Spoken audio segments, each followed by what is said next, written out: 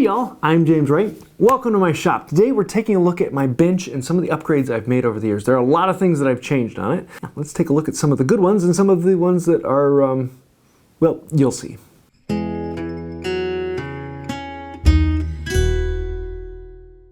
I built this bench about 4 years ago, and there have been a lot of things I've changed on it. I did a video about 2 years ago where I went through all of the things that I like and don't like about it, and what I wish I had changed on it, and there are quite a few things. This isn't a perfect bench, but it is a fully functional bench that works very well for me.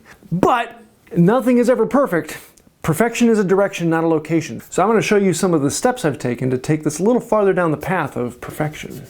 Number one, we have dog holes. When I started this, I had 2 rows of dog holes coming from the end vise, and those are great for doing really good parallel clamps. I love them.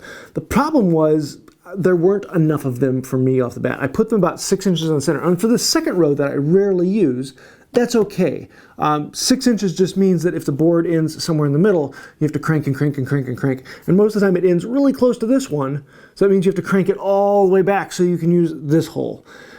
And that, you know, it's a small problem. So on the main hole here, originally I drilled them every 3 inches for the first few. And recently I've gone through and I've drilled more of them to be every 3 inches almost all the way down. And this way, if I'm clamping something in this front row, I'm only moving the vise a maximum of 3 inches. So it makes it a lot faster to clamp things down if they're different lengths. And besides, bench dog needs a lot of holes to hide in. Unfortunately, putting them every so often, one of them always ends up in a leg. And this one is half on a leg, which is okay. Dust goes down there and falls out. But this one is right in the middle of a leg. And whenever dust goes in there, it just compacts and fills in. So what I did is I drilled in the leg where the bottom of the hole is, so that now I can blow the dust out the bottom. It's pretty quick and easy. Just go and I can clean it out, and my dog can now go all the way down to where it needs to be inside the leg. Many of you will know that I recently put a swing out seat onto my bench, and I really like this. I'm using it quite a bit. The problem was originally I put it on the other leg. I thought it would kind of interfere with the jaw vise, but it actually swings out fairly nicely. And I can use it on this side even with the jaw vise sticking out.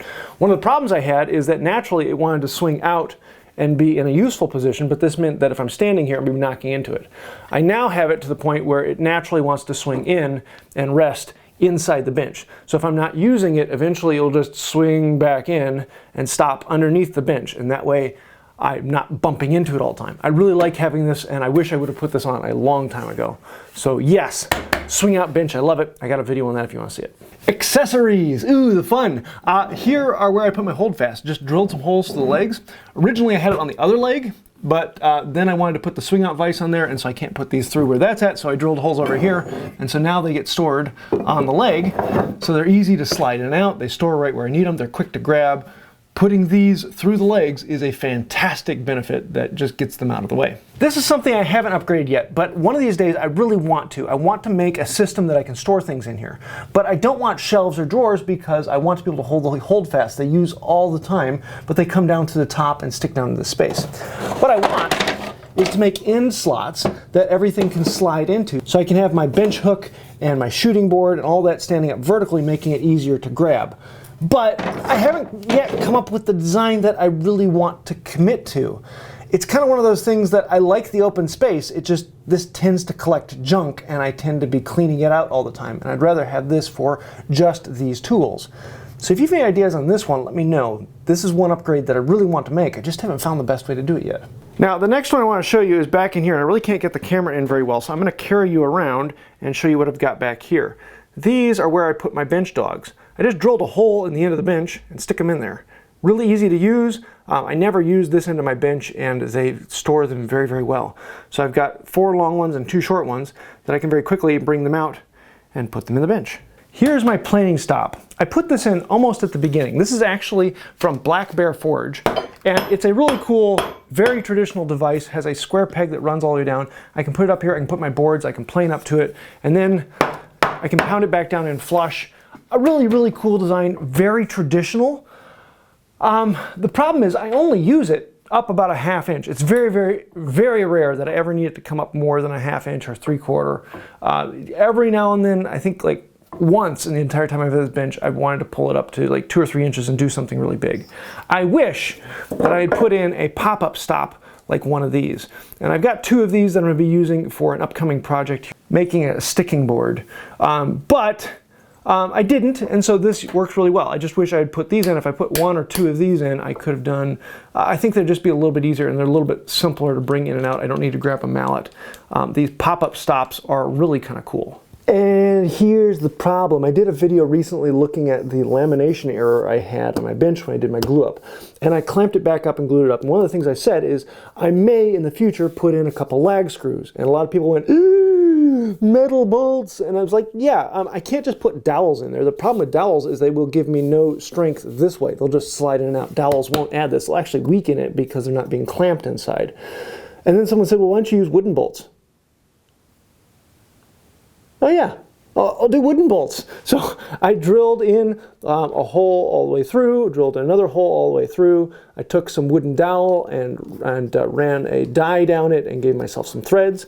Then I tapped the holes, ran the bolts in, flush cut them off, and now we have good, clean bolts that will actually give me strength going across the boards through there. So if you have a weak spot in your bench, that's actually a really good idea, and I wish I would have thought of it. Put a little epoxy in there to make sure that they hold well, because you're not getting that full clamping force that PVA needs, but they will actually be incredibly strong. Now have a cross-strength connection on this one weak point of the bench. Very cool idea, and I wish I had thought of it. I know this isn't a useful item, but making the bench pretty is actually kind of cool. I come in here every day and I look at the carving on this and the natural edge on it, and I have to say I love it. Every time I look at it, it's beautiful. This bench is not perfect. It's got a lot of weird defects and other issues, but it is exactly what I want, and it suits me.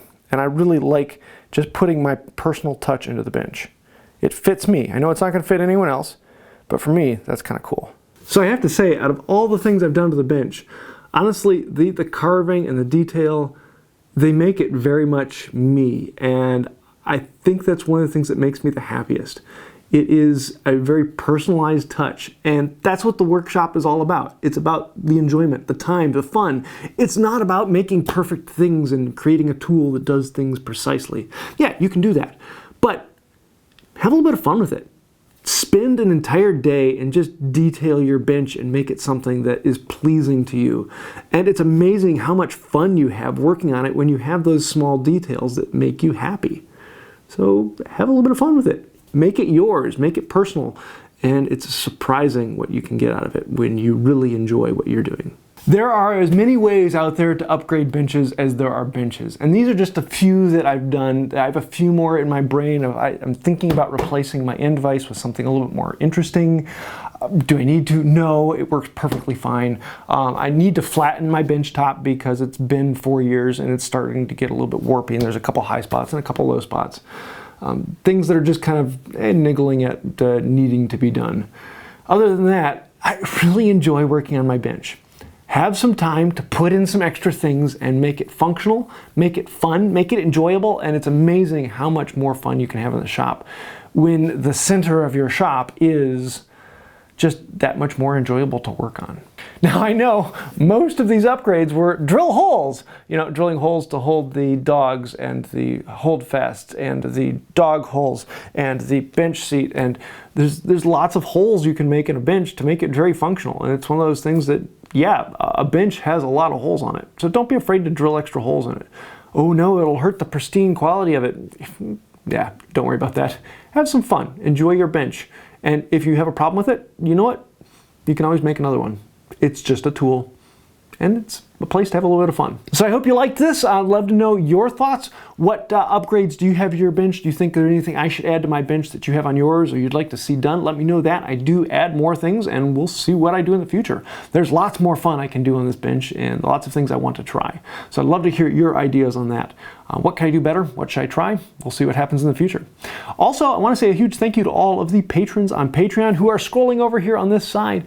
They are the ones who are keeping this channel going. We are supported completely by you, the viewers. I don't have sponsors on this channel, so if you'd like to find out more about that, there is Patreon. You can find links to the description down below, or you can click the little join button and become a member here on YouTube and help us out that way. There are special perks for both of them. As always, you can hit like, comment, share, and subscribe, and those really help out as well.